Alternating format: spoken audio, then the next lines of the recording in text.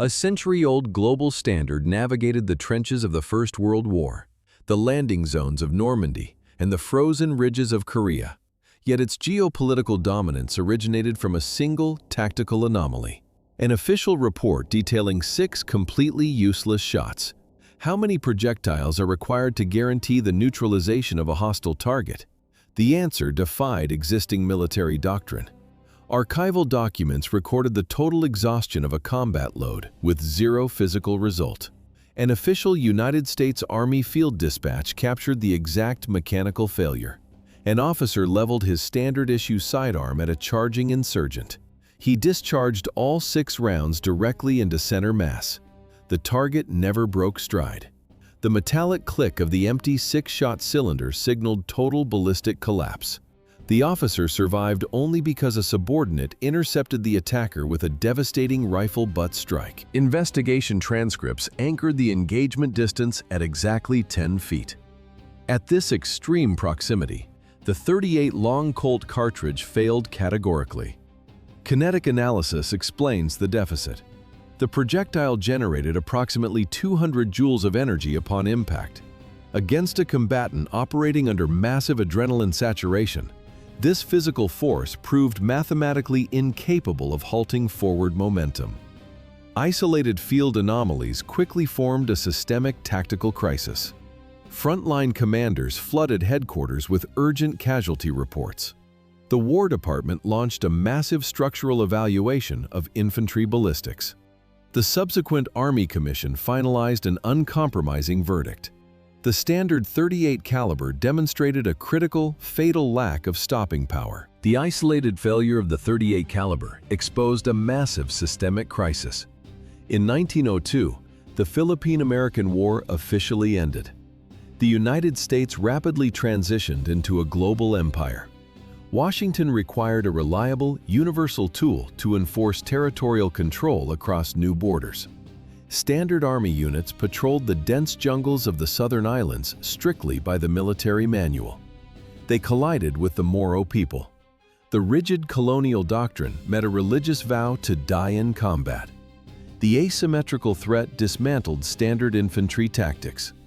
The Moro fighters executed a combat practice called juramentado. The preparation mechanics were precise.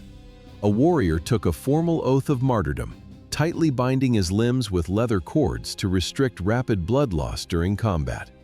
He triggered a state of absolute psychological frenzy. Then he charged the armed patrols alone. The military machine lacked an institutional response to ideological fanaticism. The supply chain provided outdated, lightweight revolvers. They failed the new geopolitical reality. The standard cartridges simply punched clean holes through the targets. The kinetic transfer proved useless. A juramentado fighter absorbed 3 direct bullet wounds without breaking stride. He closed the final 10 feet. He drove a forged crisp blade deep into the American soldier. To stabilize the collapsing defensive perimeter, the United States Ordnance Department initiated an emergency mandate. Logisticians extracted 40-year-old .45 caliber revolvers from Civil War-era storage vaults. The modern service weapons had failed. The archaic platforms delivered the necessary kinetic transfer. How to compensate for the speed of a charging enemy? The engineering answer required a radical increase in caliber. The military administration formulated a rigid technical specification. The state required a standardized tool for global deployment. The new contract bypassed minor upgrades and demanded a complete systemic overhaul. The document reached John Browning. The military industrial directive left 0 margin for design flaws. The department ordered a new semi-automatic service pistol. The mechanism had to execute firing cycles across all hostile geographic zones. The testing protocol specified total operational capability in tropical mud, in abrasive sand, in highly corrosive salt water, in extreme Arctic cold. The state required absolute mechanical reliability under immense psychological stress. The platform had to drop an advancing target immediately upon impact.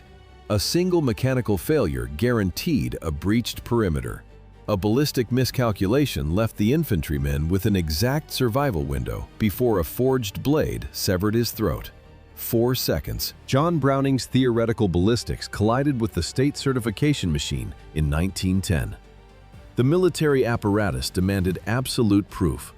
6,000 consecutive rounds.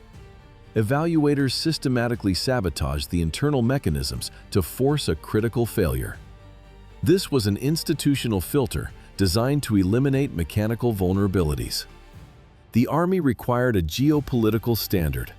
Only 2 designs reached the final phase, the Savage and the Colt. The testing protocol was unforgiving. Evaluators fired 100 rounds in rapid succession. The barrel temperature spiked. The test officer seized the glowing Colt and plunged it directly into a basin of cold water. Searing metal hissed violently upon sudden contact. White steam flooded the testing bay. The officer extracted the dripping weapon. No drying, no lubrication. He pulled the trigger immediately. The firing cycle resumed. Testers buried the pistols in thick mud. They exposed the steel to aggressive corrosive environments. Then came the ultimate hurdle. Technicians stripped the weapons and swapped internal components blindly between damaged and functional units. Absolute parts interchangeability was not a preference. It was a critical logistical condition for an army planning expeditionary operations across other continents. A soldier in a foreign theater had to rebuild his weapon in the dark using pieces from a broken pistol. The Savage degraded under the extreme stress. As the round count climbed, its architecture failed. Jams multiplied. Steel components fractured. These were mechanical anomalies that guaranteed infantry casualties in real combat. The Colt absorbed the absolute limits of physical abuse. It operated flawlessly. The state bureaucracy found its indestructible mechanism. The official military evaluation concluded without ambiguity. In 1911, the Board of Officers signed the formal document authorizing immediate adoption into service. The committee's ratified parameters established a geopolitical constant. The approved design proved so structurally absolute that it outlived the entire doctrinal concept of early 20th century warfare, bridging the gap from industrial global conflicts straight into Iraq and Afghanistan. Why did elite units sabotage rearmament orders for decades? The reason lay in the initial requirement for stopping power. The internal geometry dictated this longevity. Short recoil operation, a locked breech. The United States military transitioned through 4 distinct generations of standard infantry rifles. Yet the designated sidearm remained completely unchanged. It required no upgrades. The mechanics simply worked. The combat deployment spanned over 100 years. The strategic application began in the static mud of the First World War. Then a massive chronological leap occurred. The exact same ballistic system that defended European trenches bypassed decades of technological evolution to execute close-quarters engagements across Normandy, Korea, and the remote altitudes of Afghan mountains. The global standard ignored the changing eras. Regular infantry commands eventually adopted lighter calibers, but the operational life cycle defied bureaucratic conclusion.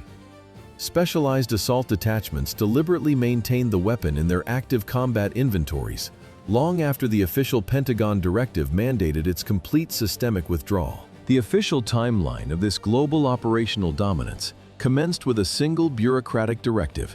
In 1911, the Department of War formally standardized the design. The Board of Officers signed the immediate procurement protocols. The military apparatus designated the new system. It became the M1911. This administrative decision initiated a 74-year deployment cycle. The protocol made this model the longest-serving standard-issue weapon in United States military history. For over 7 decades, the system faced zero institutional competition. Logistics commands executed the distribution phase immediately.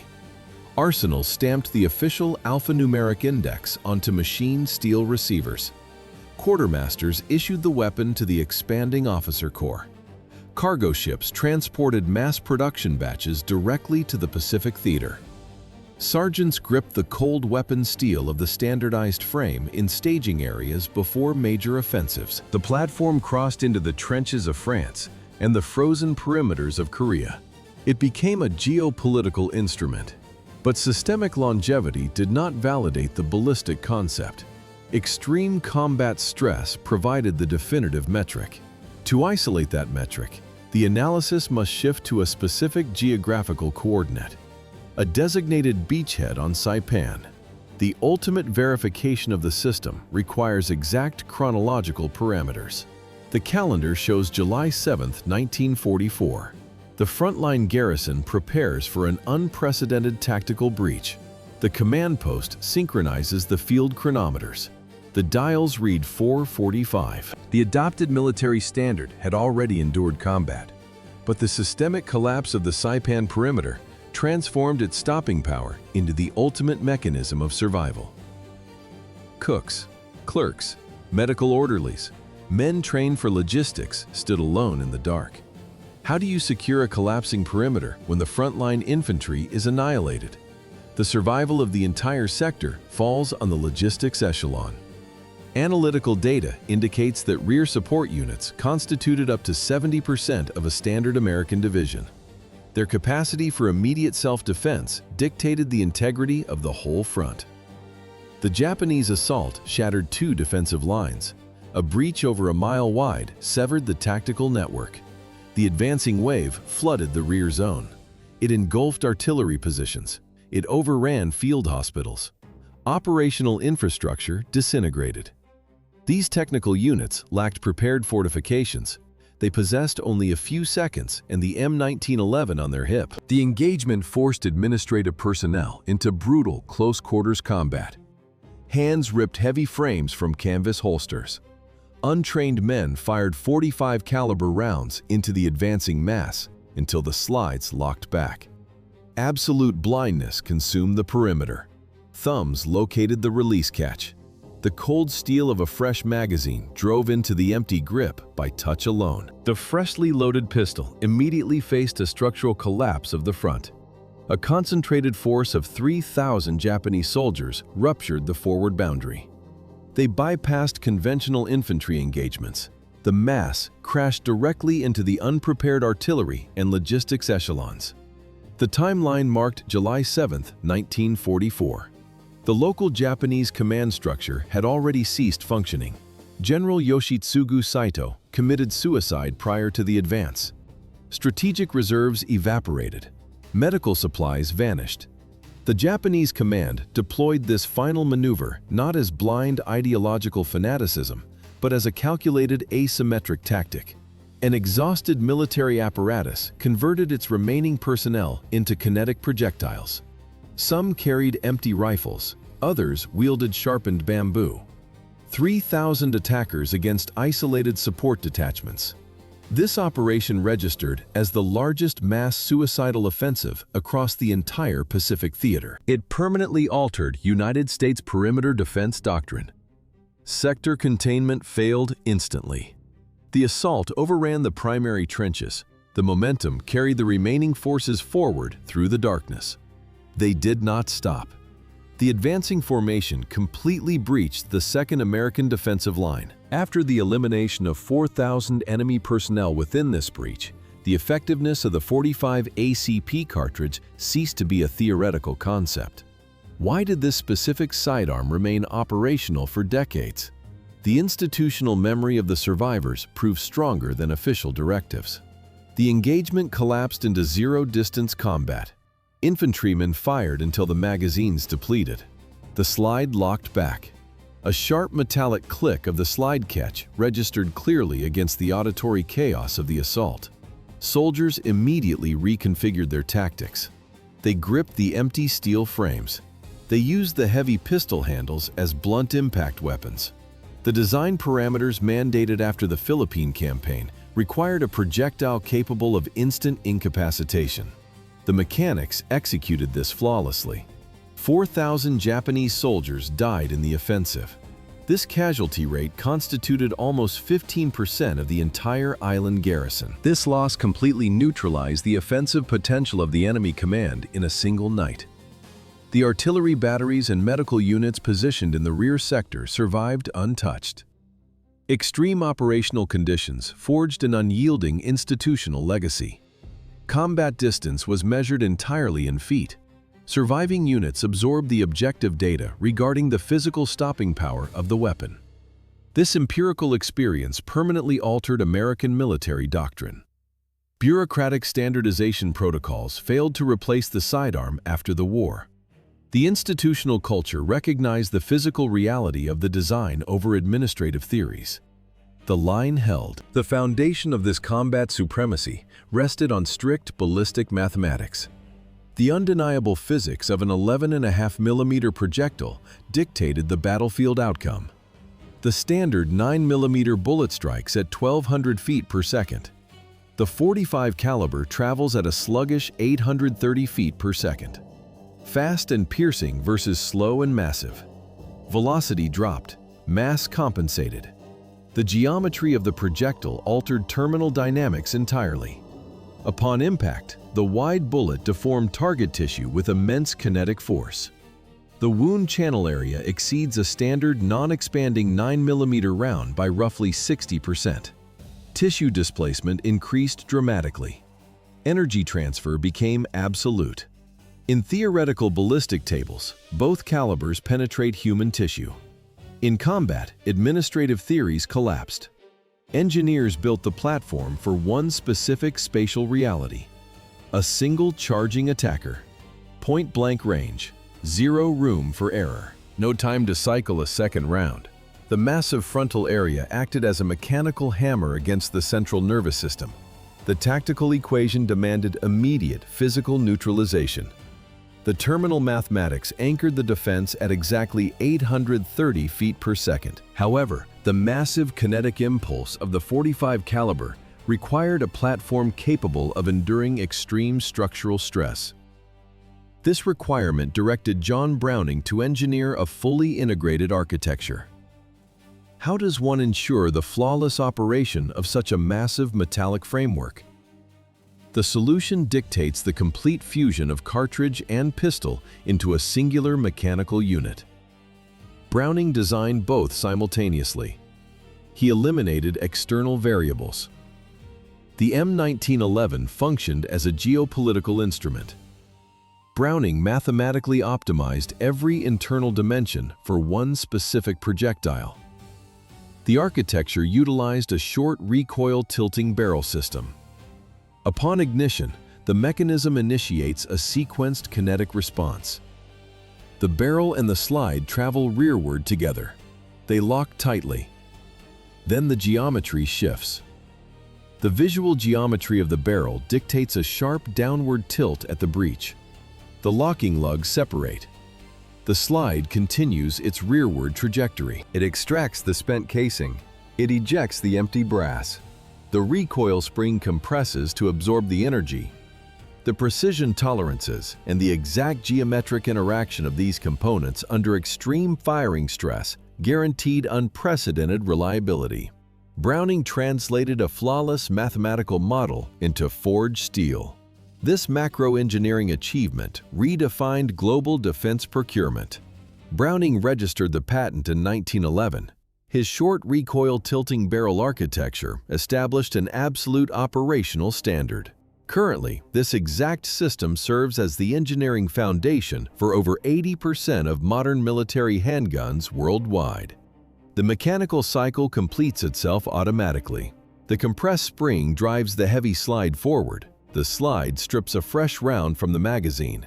The barrel cams upward into rigid alignment. The mechanism locks back into full battery. Despite the 1985 NATO directives mandating caliber unification, United States Marine elites officially reactivated a century-old platform in 2012. Marine Special Operations Command, designated as Marine Raiders, bypassed standard logistics. They established a sovereign procurement pipeline. The unit adopted the M45A1. Why did elite formations ignore new military standardization protocols? The answer resided in the specific parameters of close quarters engagement.